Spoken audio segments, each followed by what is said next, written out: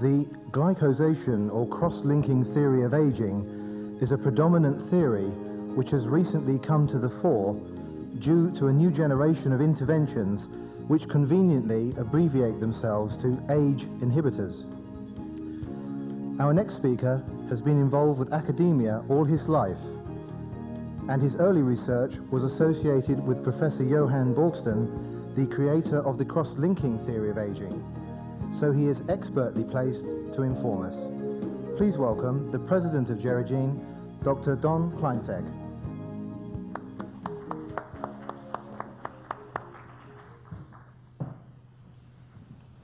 Thanks, Phil. And I thank IAS and VRP for sponsoring this presentation. Just when you think a theory is dead, it springs back into life. And this is no truer of a theory than the cross-linking theory of aging. As Phil was alluding to, Johann Bjorksten was the pioneer in the cross-linkage theory of aging.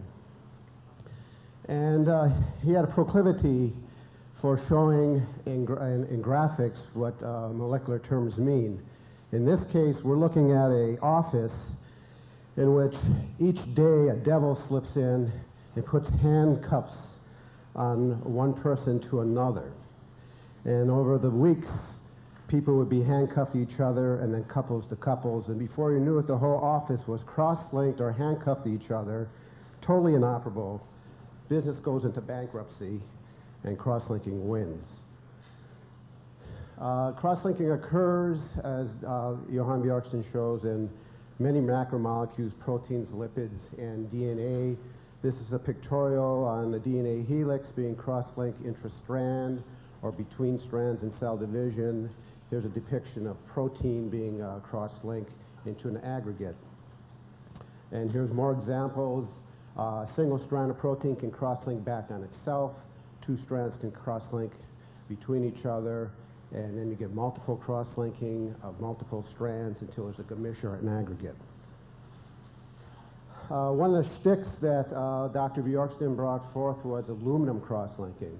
And he first saw this back in the 30s when he was trying to make photocopies productive, a precursor to Xerox is today. And in his hectograph, they used aluminum in emulsions, and he saw the effect of cross-linking. It reminded him of wrinkled skin.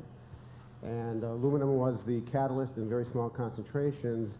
And the reason aluminum was such a good cross-linker is it's not only a 1-2 bivalent, it's a trivalent cross-linker where 3 cross-links can occur at one time, so it really catalyzes cross-linking in a polymer situation.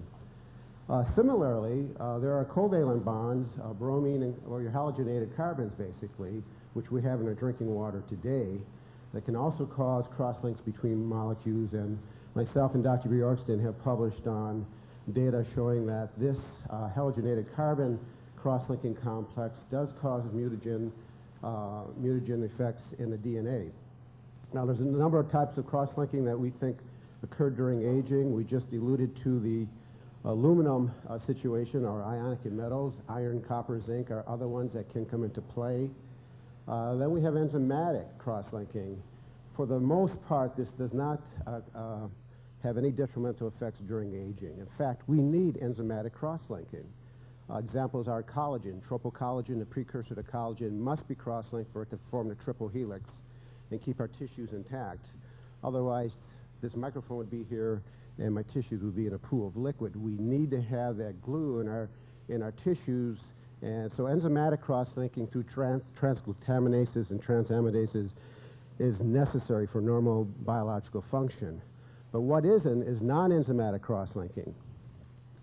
And what's come to the forefront in the last 2 decades is glycation and glycosylation of macromolecules, and primarily the focus on this is with proteins. In this reaction, what one needs is an electrophilic carbonyl group, which is present on sugars. It can be fructose, glucose, or other types of sugars, indicated here on this bond. That reacts with a primary amino group on the protein molecule, usually at the N-terminal end, or sometimes from the side chains, like lysine. Once those 2 molecules get together, a shift base is formed in which an equilibrium is established, and it's reversible.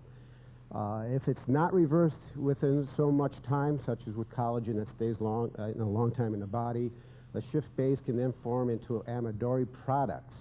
And here it's slightly reversible. And if not acted upon in a reversible situation fairly soon, the amidori products then undergo a number of oxidation and non-oxidative processes to form age, or advanced glycosylation end products. These have fluorescence properties to them and will be the focus of the remainder of this talk. Here's another pictorial of the reaction. Here's the primary amino group.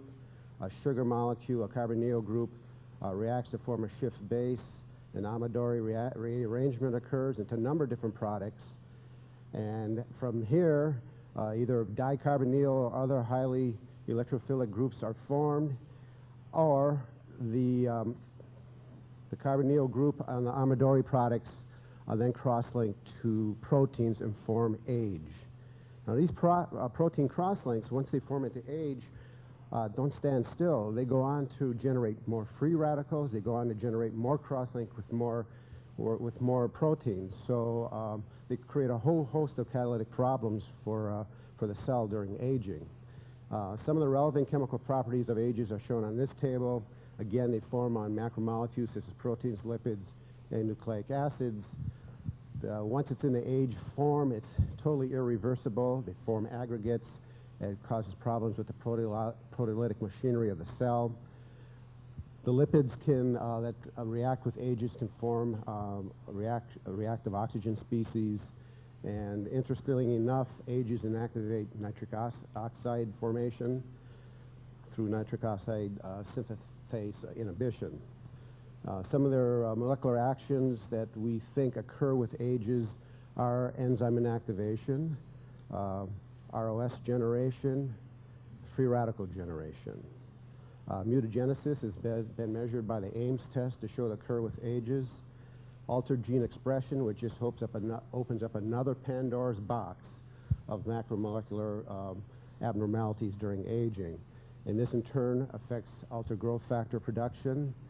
Ages are immunogenic to the system, so the immune system comes into play. They're inflammatory agents. They form aggregates, age pigments, lipofuscin. Being mutagenic, they also have a play into carcinogenesis. We now think it could be involved in Alzheimer's disease and others where amyloid deposits occur, and protein aggregation in other diseases such as Parkinson's disease. This is something that's been overlooked with ages until recently, and that's the proteolytic degradation of ages. There's several proteolytic mechanisms in the body. You have the ATP ubiquitin pathways through the lysosomal organelle. You have specific proteases, but you also have cytosolic soluble proteasomes, 20S proteasomes, that are specific for oxidized proteins that are created through oxygen radical sources. And several things happen. Either oxidized protein gets repaired back to native proteins by cellular machinery, or the proteasome comes in and degrades it into amino acids, which can go back into more protein synthesis. However, if the oxidized protein turns into an age protein, if the oxidized protein is an age protein, it's not very well degraded by the proteasome. Fragments will be generated that accumulate as aggregates, or none will be fragmented at all. It just stay in a cross-link form, which be stored and accumulated in the cell.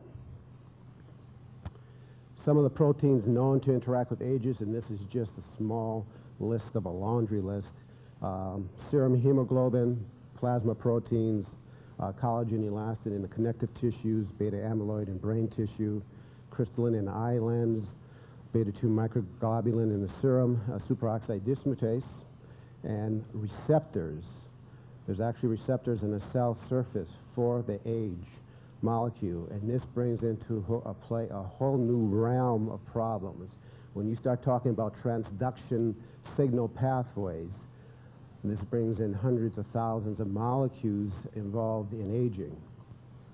An example again of how age interacts with the receptors on different cell types, and their effects are shown on this slide. The age products has been shown to interact with the age receptors on endothelial cells, increases permeability of these cells. Cell starts making, increases tissue factors for clotting, decreases thrombomodulin, and two effects are seen from that: vascular leakage and coagulation. So therefore strokes, etc., are more predominant with age. Perhaps this is part of the problem. On smooth muscle cells, there's mediators that are produced which increases cell proliferation. This is thought to enhance and actually be part of the atherosclerotic mechanism, where the smooth muscle layer of the vessels are over-proliferating. Fibroblasts also have receptors in which epidermal growth factors increased in its release.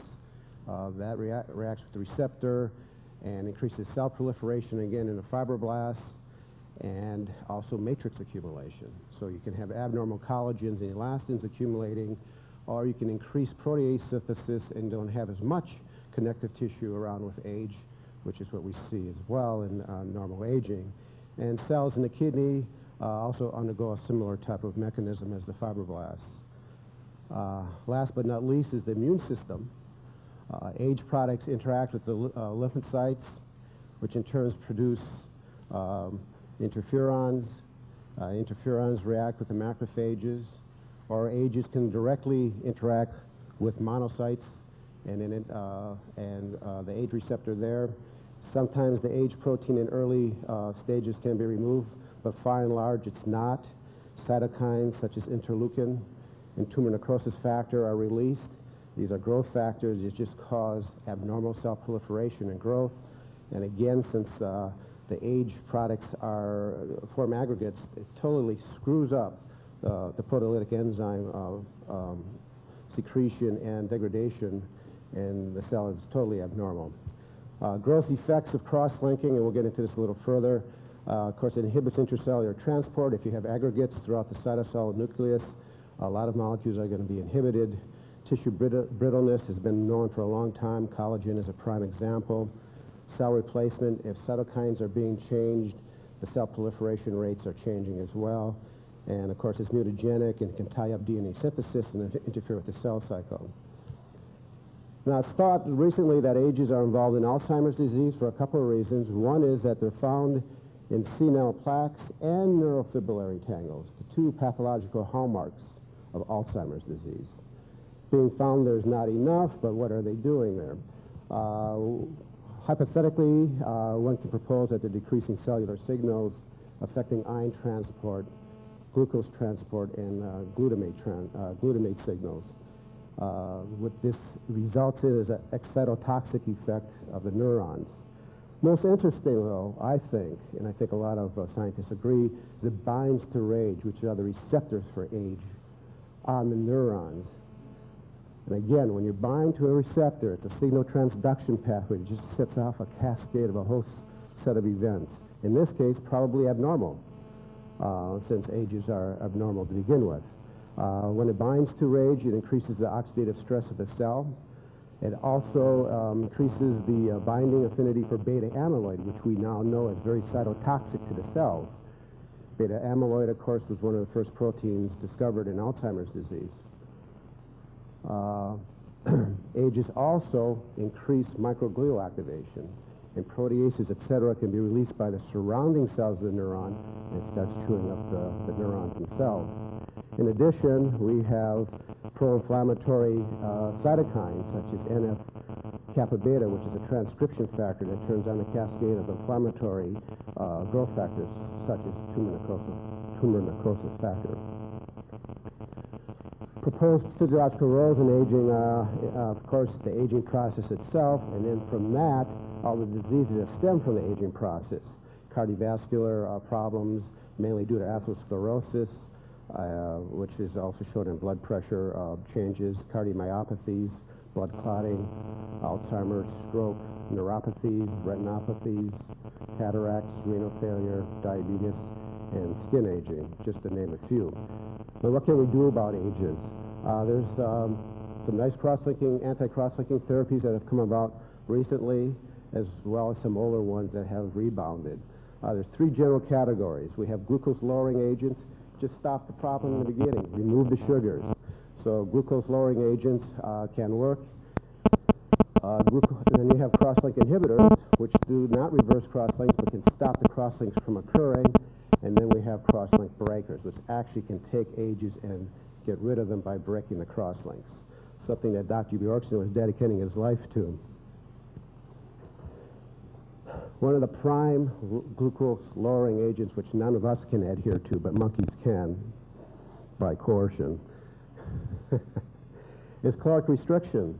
Of course, this regimen can increase the lifespan by about 30%, and interestingly enough, glucose levels are lowered by 20 to 30%. Insulin sensitivity is enhanced, and triglycerides are lowered by threefold. So these glucose-lowering agents, caloric restriction being a prime model for it. There's other agents out on the market. Metformin's been around for a long time. Chromium, chlorosylic acid, ginseng has a weak effect. And there's also Alt-4037, which is a compound being developed by a company called Altion, which again mimics what caloric restriction does. The next class is cross-link formation inhibitors. There's 9 chemical classes, over 852 compounds identified by Altion, the first of which is Alt-946.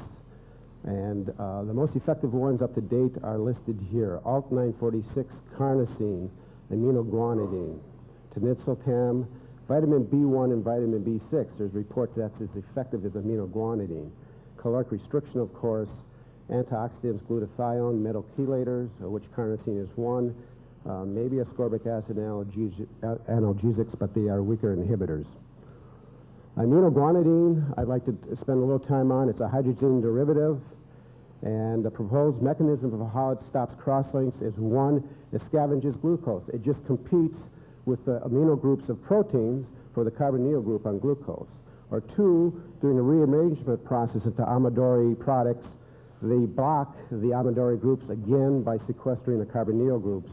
Or three, further down the line, as dicarbonyls and other electrophilic groups are being produced, it binds and reacts to these groups and stops the Browning process, the Maillard reaction, or the age production. Aminoguanidine was one of the first effects were seen in diabetic complications, looking at retina and decreased intercapillary protein deposits, microaneurysms, decreased cellular capillaries. In the kidney of diabetics, the decreased urinary albumin excretion, it increased thickening of the basement membrane thickening, which we now know is due to cross-linking. And in the nerve, it decreased axonal atrophy, motor nerve conduction velocity, and increased sensory nerve conduction velocity. It's been shown in rodents it increases the lifespan from 20 to 30% of the maximum lifespan. Of course, it decreases the renal complication of diabetes, and as we went through before, decreases triglyceride and nephron loss. This is a pictorial of vitamin B1 and vitamin B6. Again, the cyclic groups are involved in competing with the carbonyl groups of the sugars to prevent cross-links or sometimes break them. Alt-946 is another compound by Altion they claim is more potent than aminoguanidine. And they designed it for phase 2 FDA clinical trials. It has not entered into it. Now, cross-link breakers, which I think is, of course, the ultimate. Some of us can't help how old we are, and if this is truly the cause of aging, we can break those cross-links. It'd be great to reverse the process.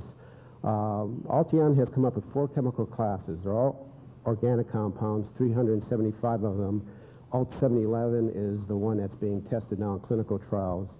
Other cross-link breakers are carnosine, and to a weaker level, metal chelators.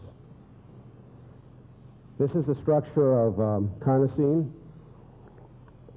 It's a histidine dipeptide with the imidazole group, which probably accounts for its mechanism of action, the imidazole group. It inhibits carbonylation of proteins, so it ties up the carbonyl group. It inhibits glycation and fructation of proteins, knocks out glucose and fructose interactions. It can stop ages from interacting with each other, and it can stop the amyloid aggregation process. It's been shown in vitro to break cross-links in serum albumin, crystalline, and ovalbumin. It's also an antioxidant, and it's a chelator for metal proteins. And it's been shown to have some effect on in vitro of disaggregating beta amyloid. It's a preventative, again, if you can stop the beta amyloid from being formed and its toxicity effects in the cells. It's thought to be involved in cellular senescence, which may or may not be really that germane to aging, but it certainly is in the headlines the last decade. This is a pictorial of young and senescent cells. The upper graph are young, and you notice that they can grow until they're confluent. They attach to each other and form swirls. In opposition to this, the lower graph are senescent cells, and these cells cannot replicate any longer. They can't, they're very amorphous in their morphology, about 10 times the volume. It's claimed that carnosine can add about 20% more of a replicative lifespan onto the senescent cells. It's also claimed that when in the senescent state can exist about 3 times longer. Outside of cellular senescence, of course, it's preventative for carcinogenesis and chromosomal damage, and it's thought to have therapeutic uses in wound healing, since it can help with the cell proliferation process. Mean lifespan in mutant mice that have a shortened lifespan is increased by about 20%, and it seems in ischemic conditions it can increase brain superoxide dismutase. There's other dipeptides around. Onsurine is another one. But some of the claimed therapeutic effects of these dipeptides are shown on here. I've mentioned it on a previous slide. I think I'll skip by these. You can imagine what they are. It's basically anti-age age effects. Dosages have been used from 0.2 milligrams to 10 milligrams for various causes or disease states. And for inoperable tumors, they've gone up to 1 to 3 grams of carnosine per day per month. Now, the other compound that's made by Altion is ALT711, and this is a thiazolium derivative. And here again, it has an effect between carbonyl groups of breaking covalent bond. ALT711 is in phase 2. And it's improved it's made some headlines in PNAS because it's improving cardiovascular function of both monkeys and dogs. For instance, in dogs, it's been shown it can decrease the ventricular stiffness by 40% after 1 month regimen of taking ALT711.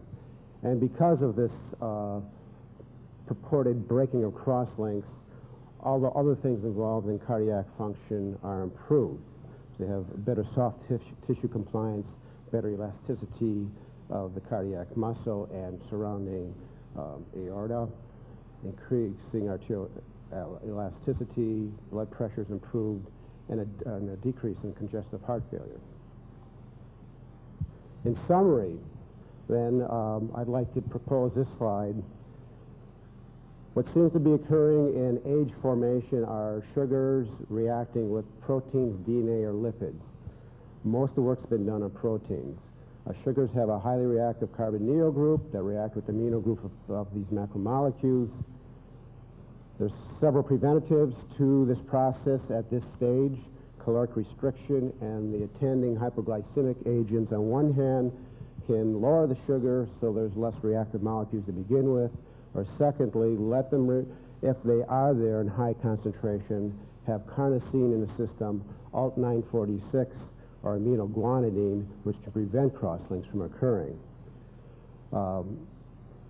ROS, reactive oxygen species, and free radicals can interact with molecules and the macromolecules, and also increase the reactive electrophilic reactive species to form age pigments and age aggregated proteins.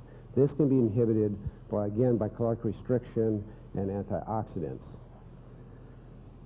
And I think most importantly, science has been showing lately that once the ages, these irreversible aggregates are formed, they can be reversed, and they can be reversed with carnosine and ALT711. Once the age, if there's no reversal, Now we're in trouble. For one, proteolysis of the age pigments and aggregates cannot occur. Proteolysis doesn't occur. We now know that this is involved in cell cycle, cell division, cell differentiation, cell metabolism. That's entirely altered. So degradation is a necessary mechanism in cell biology for proper tissue function. So that stops to some degree. Ages then bind to RAGEs, and of course these are receptors for age, and again it's a signal transduction process which is really scary. Many things occur once this happens. For example, gene expression is altered. Growth factors are produced in abnormal quantities and qualities. Transcription factors are altered. Oxidative stress is increased. And other unknowns I'm sure we'll find out in the next few years will be occurring as well. Equally as scary is that once RAGEs are formed, they're autocatalytic in that there's a positive feedback loop that makes more RAGEs, more receptors for more age products. Well, once this transduction signal starts, it doesn't stop. And it ends up in abnormal cell proliferation, inflammation. That's why we should take an aspirin a day, which ultimately ends up in tissue dysfunction and disease, and is intimately part of the aging process if the science is correct to this point. Thank you. Our speaker is the world's preeminent genealogist involved in aging research, and indeed is in the final stages of some genetic technologies that may be breakthroughs in various forms of rejuvenation. Dr. Don Kleinsek. Thank you, Phil. I want to thank Dr. Wardeen for his protocol. I have had a kidney stone hanging in me for 3 weeks, and I called him about 5 days ago, and I think largely due to his procedure, his protocol, it released. Today we'll be talking about cell and gene therapy and its impact on age-related disease and the aging process. I like to bifurcate it by starting out with gene therapy and end with cell therapy. Just an overview, the human body is comprised of 100 trillion cells. Each cell, except for red blood cells, contains the 46 chromosomes, half of which are from each parent. On these chromosomes lie the genes, and the genes are required to encode proteins. Recent work by the Human Genome Project and Celera has demonstrated that there's probably 35,000 genes, much less than previously thought. However, due to a lot of fancy gene regulation processes, there's probably between 150,000 and 200,000 different proteins in the body, each of which would have separate functions. This is an overview of gene regulation. In this case, we have a steroid binding hormone that either which binds to a receptor in a cytosol. Other growth hormones or growth factors bind to receptors in a plasma membrane. The receptors then translocate into the nucleus where they bind upstream of a gene. The gene located here is the ovalbumin gene, actually, and the white parts of the gene are the introns or non-coding sequences. The blue parts are the exons or coding sequences. But upstream of the start side of the gene are a number of elements on the DNA sequence that are required to tell the gene to turn on or turn off. In this case, the receptor interacts with RNA polymerase, the transcription enzyme, and with the DNA sequence upstream to turn on the gene. Once that happens, heterogeneous RNA is synthesized by RNA polymerase. It's processed in the nucleus to messenger RNA, which is then exported back into the cytosol and translated by the ribosomes into new proteins. These new proteins either stay in the cell, or they're secreted, or they end up in the membrane part of the cell. The production of these different proteins alters the functions of the cell and hence the tissues. What is gene therapy? It's one of two things. It's either insertion of an exogenous gene into a cell for preventive or therapeutic purposes, or it's the regulation of an endogenous gene already in the cell for preventive or therapeutic causes. Why gene therapy? Simply put, genes are the cause of disease and the aging process. There's several types of genes. Classical, these are single gene defects that we're often born with. There's now classified over 8,000 classical types of defects. Acquired, viral genes such as HIV, hepatitis C. Or complex, multiple genes working in coordination with each other to change a process. And the aging process is definitely polygenic, and the age-related diseases are definitely polygenic: cancer, cardiovascular disease, etc. There's many potential gene types, which I will not get into today. And gene therapy, again, can be either by preventive or therapeutic modes, often trying to change the activity of genes. And the methodology is, again, either introducing foreign genes, regulating the inherent genes of the cell, or introducing gene products, which means proteins. A number of vectors are used to get the genes into the cells. Majority of them today are viruses. Take advantage of these nasty creatures. They're modified genetically so that they do not cause havoc in the system. And a number of them are retroviruses, adenoviruses, adeno-associated viruses, and herpes simplex, many other types. There's many reasons for using different viruses. We don't have time to go into it today, but briefly, the payload or the amount of DNA that can be encapsulated by the viral coat changes with the type of virus, the tropism, what cell type or tissue can these viruses attack or approach, changes with the viral vector. In addition to viral vectors, we have chemical vectors or physical vectors. Liposomes have been used quite a bit, just the membrane-encapsulated DNA, or just plain naked DNA. Injections into muscle cells have shown expression of different types of genes, and the list goes on and on. Here's an example of a liposome getting into a cell. Now, we'll be talking a little later, as well as these viral vectors and DNA complexes. There's antibody complexes, so you can target a specific cell by having an antibody raised to an antigenic site on that cell that's then coupled to a DNA complex. There's multi-domain DNA complexes for multi-gene regulation, many chromosomes being put into cells now. And there's cells and tissues, actually using cells that have in vitro, in the test tube, DNA put into them, and then these are put back into the body, and they home in on specific tissue targets. There's several types of gene therapies done this way. There's an ex vivo and an in vivo type. In vivo is simply the therapeutic gene is inserted into these vectors. The vectors are, by many different means, gotten into the human body, inhalation, infusion, etc. And once introduced, the genes then express the desired protein and hopefully the desired therapeutic effect. Ex vivo gene therapy was the first type of gene therapy tried. And by the way, the gene therapy business now, in terms of clinical trials, is 11 years in existence. In ex vivo gene therapy, the cells are first removed in the test tube, genes are put in, and then the cells are reinfused into the patient. And a very powerful gene therapy, which is usually in vivo, is ligand receptor. Here again, just like yesterday, we're talking about how powerful signal cell transduction pathways can be. Scientists and clinicians are trying to take advantage of signal transduction pathways by actually coupling a ligand that interacts with the receptor so the gene vector can be targeted specifically to a certain type of cell.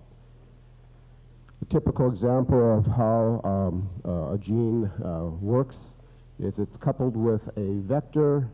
In the laboratory, the vector is gotten into the body, and the vector then interacts, if it's a ligand receptor, onto the receptor of the cell. If not, by other pathways, it gets into the cell, ends up in the nucleus. The messenger RNA is then transcribed by the cell machinery.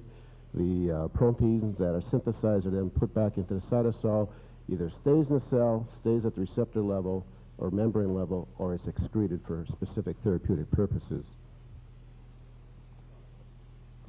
There are issues with gene therapy. About a year ago, a patient died from immune reaction with an adenovirus vector. He had a liver complication that was the reason for doing the gene therapy. So it's not a perfecto therapy yet. So, of course, we need to have non-pathological vectors, but some of the vectors I just showed you are immunogenic. So those bugs need to be worked out. The transfection efficiency is quite low. We're lucky if you get 1% of this being transcribed. So that's a problem. And the gene targeting. It needs to get to the specific cell and tissue. That's not always working right, nor is the regulation. Can you imagine a gene that goes into a chromosome right before an oncogene and turns on a cancer gene, or opposite, turns off a tumor suppressor gene? These are some of the issues still being worked out. Nonetheless, there have been over 500 clinical trials, over 5,000 patients, over 100 genes so far utilized on humans. 60% of these are for cancer, 10% of the rest are for other age-related diseases, another 30% for more congenital and acquired disease. If we look at the phases, as you can see, very few are in phase 3. They're mostly in 1 and 2. By disease, cancer is by far and large the predominant age-related disease being looked at. Vectors, again, as you can see, there's a multi-array of type of vectors. One I didn't talk about that's kind of neat is a gene gun, where they actually biologically project the DNA vector into a specific area, either through laparoscopic means or, if it's on the skin, through the skin. Another approach to Parkinson's disease has been gene transfer trophic factors. And this also has been a recent success in monkeys. In this case, they use glial cell line-derived neurotrophic factor. And they've looked at 2 models just in the aging monkey. What happens? In the aging monkey, with this type of DNA vector and gene expression, they saw an increase in dopaminergic function as shown by motor skill tests. They also have a Parkinson's disease primate model, which is the MPTP, the drug street model that ruins the substantial nigro cells. Here they could actually show that it would prevent the degeneration of these cells, and even if they're degenerated, reverse functional motor deficit. Alzheimer is another gene target, another a disease target basically, and there's a number of enzymes and genes that could be used, but most recently a nerve growth factor has been injected into the brain area using skin cells. The skin cells have nerve growth factor put in, and then the skin cells were implanted into the brain into a 60-year-old woman with Alzheimer's. It was just done about 3 weeks ago. We'll see what happens. Here's an example of cancer. Cancer, again, the predominant gene therapy disease. Just a number of strategies being employed against this disease. Cytokine release, antigen exposure, deficiency genes, suicide genes, marker, tumor suppressor. Just not enough time to go into detail. But about 370 of the 500 trials are due to cancer.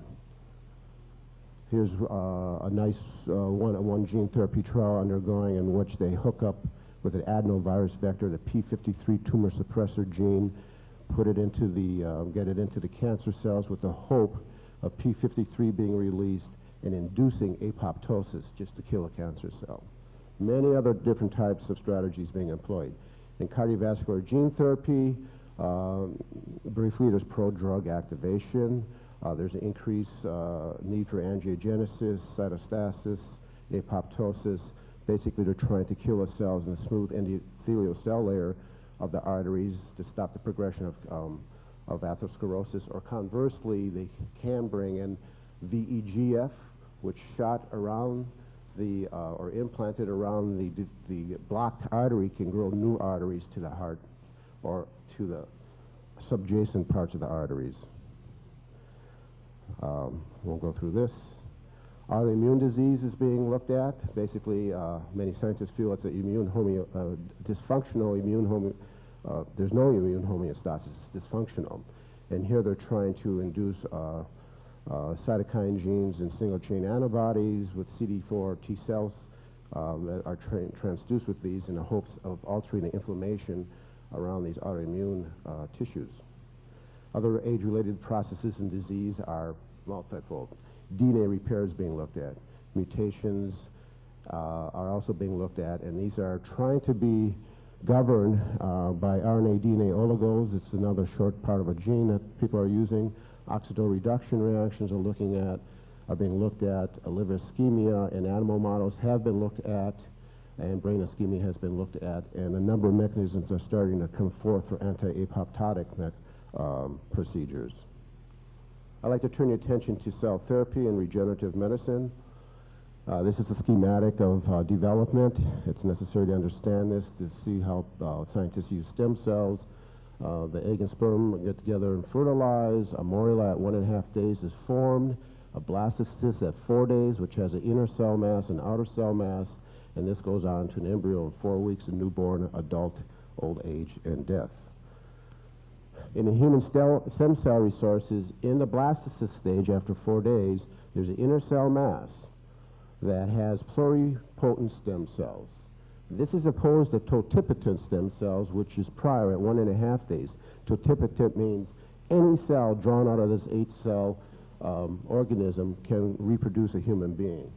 Pluripotent cells cannot, but they can just about reproduce any cell tissue type in the human being. Sources of stem cells, as we just alluded to, the embryonic stem cells, inner cell mass, fetal tissue, a lot of ethical issues there, somatic cell transfer, cloning, teratocarcinoma tissue, I would avoid that, and adult tissue. This is an example of cloning where the cell is enucleated out of any cell in the body, any differentiated cell or non-differentiated, put back into oocyte, starts dividing, can take the inner cell mass out at that point and use the stem cells for a number of therapeutic uses. This is a very important slide because it demonstrates totipotency, pluripotency, and multipotent cells. In the embryo, again, at the morula stage, cells are totipotent. Typically, science is now using pluripotent cells from the inner cell mass. But from that point on, differentiation starts kicking in, which means growth factors, transcription factors are released to determine the cell fate. And there's just a number of steps here that science doesn't completely understand, but we know some of the general outline of this differentiation procedure.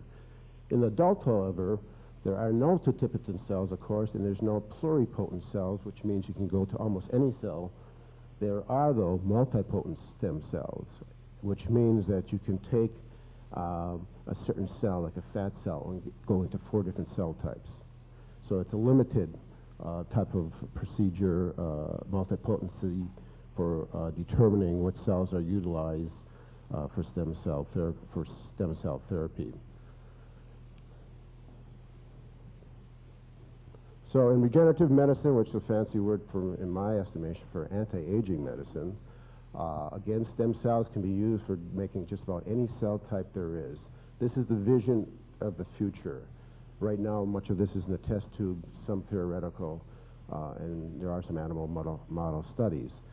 In addition, it can be used for gene delivery. Again, these cells can be used with implanted genes for specific purposes to go back into the body, and for testing out drug effects. Rather than test it on a human being, we'll have endless amount of supply of cells at different cell stages to see what a drug does. There's 2 neuron tissue replacement mechanisms in the body, one's systemic, one's local. And this comes into play on what strategies or what type of cell types, stem cells, to use.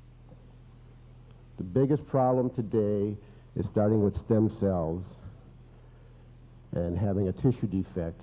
Does one expand them and get them to the tissue defect and hope that that area of the tissue differentiates them? or does one expand in vitro, differentiate in vitro, which we don't know how to do yet, and then inject that into the tissue defect?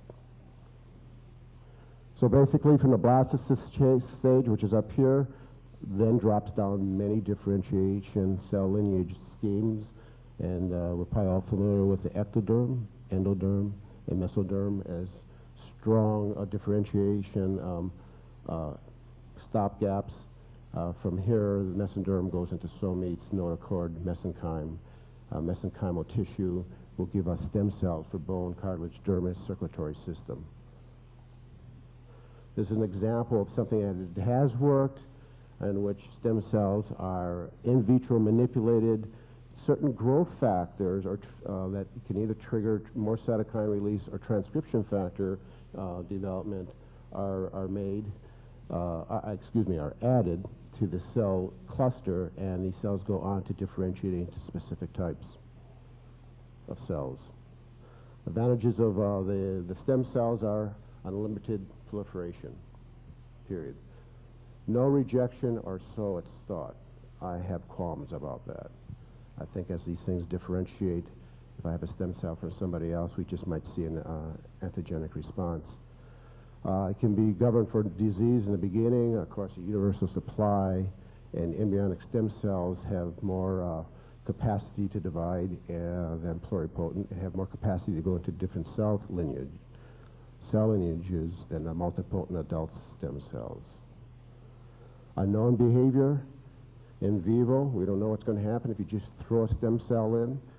In Parkinson's disease, they tried it. They've got some success with fetal stem cells. On the other hand, people have been dropping dead of brain tumors. So these things, science does not understand yet how they interact with the tissue factors in vivo. If you do it in vitro, we don't have the cell lineage differentiation factors down yet. And there's a lot of ethical issues. Again, difference between stem cells from the embryo, the pluripotent stage, the ES cells, and adult cells are multipotent. What are some of these disadvantages? Well, what if we take an adult stem cell from an older person that has a lot of mutations and that proliferates by the hundreds? Are we spreading the mutation? Could happen. Again, it's limited in what cell lineages it can go to. The abundancy is less in the tissues to find the stem cells, although I think science will work that out. And there's inherited genetic defects in the individual. The advantages, though, it's very plastic, something that just sprung up in the last year or so. These stem cells can go to a lot of different cell types. And I'll show you in a slide soon how different that can be. There's absolutely no rejection if it's from the same person, and ethical concerns are not there. This is an example of using drug testing with embryonic stem cells. Drug leads are added to the cell culture dish. Protein and gene expression profiles are then monitored. We can see if cytochrome P450 increases, and all these other genes that are associated with toxic effects. There's another type of cell therapy out there is gene cell therapy. Again, the stem cells are modified in vitro with certain gene vectors and genes, and this can be for the purpose of increasing the potency of gene expression in the stem cells, helping it differentiate into organs in vivo, and for just general regeneration purposes, which I alluded to earlier. Here's some examples of trials going on with, not all trials, some are in the animal stage, but these hematopoietic stem cells have been used for years now to treat various cancer and autoimmune diseases by a number of strategies. Something I thought was very nice in the last couple of years is looking at atherosclerosis, again using VEGF, which can induce collateral blood vessel formation, and the list goes on and on. What do you want repaired? This is a wish list that someday may be true, and I'll leave that in your minds. Again, some of the stem cell trials are very, very early. They're not like gene therapy. fetal brain cells into Parkinson's has had plus and minus effects. Xenotransplants, the same thing. They were taking porcine dopamine cells and implanting them into human subjects. Some of them literally walked off the table that were wheelchair bound previously, but it didn't last. And some of them have accelerated their Parkinson's, they feel, with this type of implantation. Plus, there's disease factors like porcine retroviruses. And then there's a slew of autoimmune diseases that have been approached by stem cell therapy. Cell plasticity, we're almost at the end here.